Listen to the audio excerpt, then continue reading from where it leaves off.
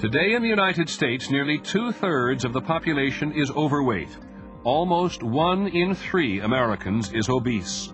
And no one wants to be. Americans want to be thinner, and yet old and young Americans are getting fatter and fatter and fatter. We all think it's our own fault. It is not that simple. The food industry is also at fault. We're besieged. Wherever we go, we're encouraged to eat junk food. And the government is at fault. We have government policies that promote overeating from the beginning to the end of the food chain. Tonight, we will tell you how the government and the food industry have helped to make America fat.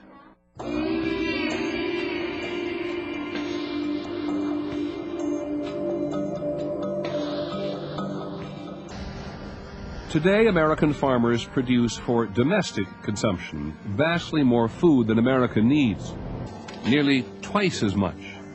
And the more food we grow, the more we eat. Abundance has become the enemy. If you want to understand why people eat the way they do, you need to understand the way agriculture works in this country. And not many people in the government have made the connection between subsidies to agriculture and obesity. But there is one, and it's very important. The Bush administration's man in charge of public health is Health and Human Services Secretary Tommy Thompson.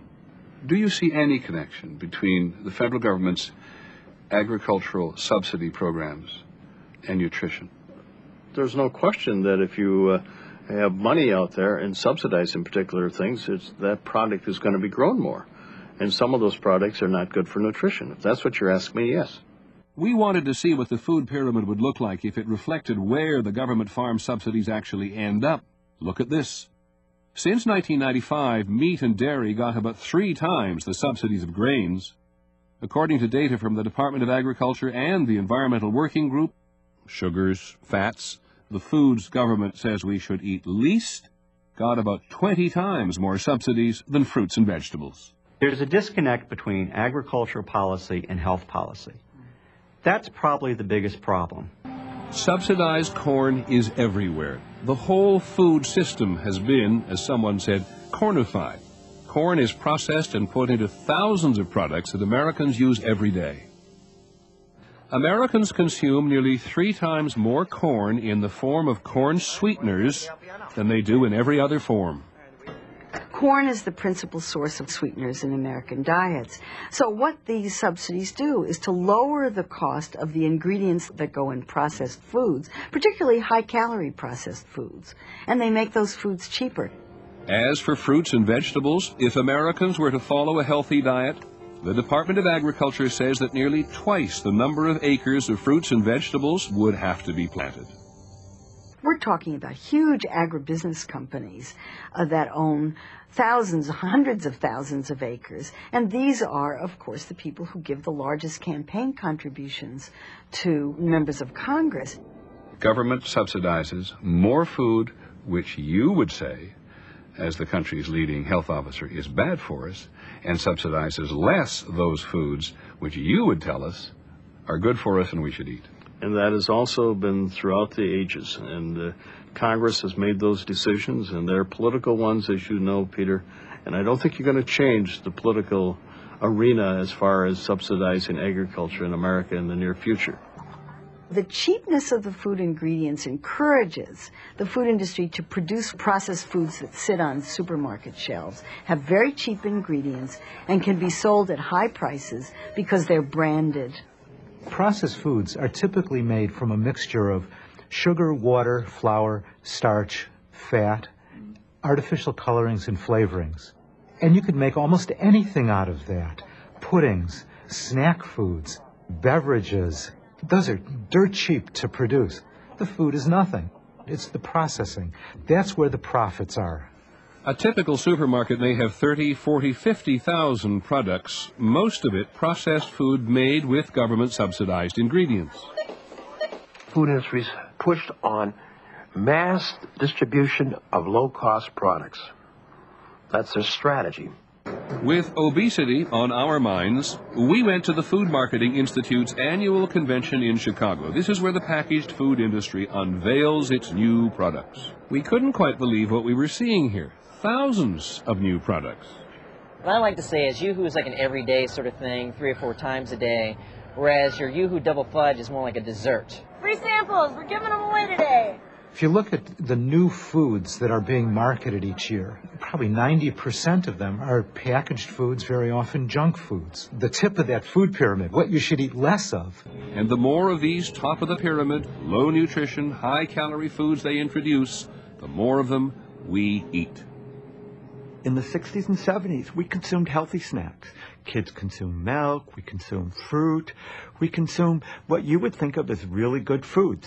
What's changed in the last decade is we're consuming high-fat, salty snacks. That could be tortilla chips or potato chips. It could be kind of candies and desserts and so forth. We've really changed the nature of what we call a snack. Of course, what you eat is a personal decision. The overweight and obesity epidemics are a result of people choosing to eat more, eat larger portions, and eat more often. Don't you think the food industry is simply giving people the products they want? I don't think that you can talk about giving the public what the public wants without discussing the $33 billion a year that the food industry spends to try to promote that kind of want. Do we need anything else here? If you were going to design a strategy to try to get people to eat more food, you'd make food more convenient, you'd make it ubiquitous, you'd encourage people to eat more frequently on more different eating occasions, and you'd encourage them to eat larger portions. And all of those are deliberate strategies to sell more food. Obesity is not going to be solved through sheer physical activity. The food industry would like to blame everything on lack of exercise. Eat as much as you want, exercise it off. You have to jog for 15 minutes to burn just 1 ounce of potato chips. You have to bike for an hour to burn the calories in this soda. And this supersized meal at McDonald's has so many calories, you have to walk for 6 hours to burn it off. The problem is that most of the foods that are marketed to children are unhealthy foods.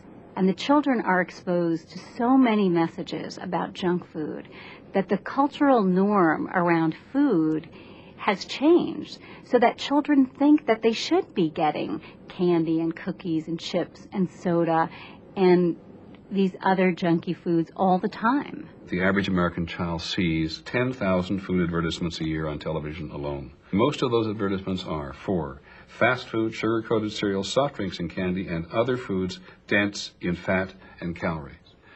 These are your members. Are you happy to hear those statistics? Well, I think that companies are trying to market their products responsibly. When you're putting together an advertising campaign, do you care whether the product is healthy or not? I care that the product has a positive role in a child's life. But you know what's less healthy. You know where asparagus and soda pop line up. You are absolutely correct that I am not going to get the same return on investment for a client in advertising asparagus and spinach to a kid as advertising some of the so-called less healthy products to kids. Guilty as charged. All the marketing to children is feeding an epidemic of childhood obesity. 15% of all children between 6 and 19 are overweight or obese, and that is nearly 9 million children. Many children already show signs of the serious diseases that result from being overweight. Our children eat so badly nowadays that a quarter of elementary school-age children already have high blood pressure, high cholesterol, or some other risk factor for heart disease. These are little kids, and they already are on their way to a heart attack. Very young children are now showing signs of type 2 diabetes, a terrible disease that was never seen in such young children before. The diet of many American children may already be condemning them to a lifetime of illness. 25 years. And since then, according to the Surgeon General, obesity among children and adults has become the most pressing public health issue in the nation. Clearly, when you look at the consequences of the public health crisis we have today, government has got to step in. It's no different than tobacco was 20 or 30 years ago.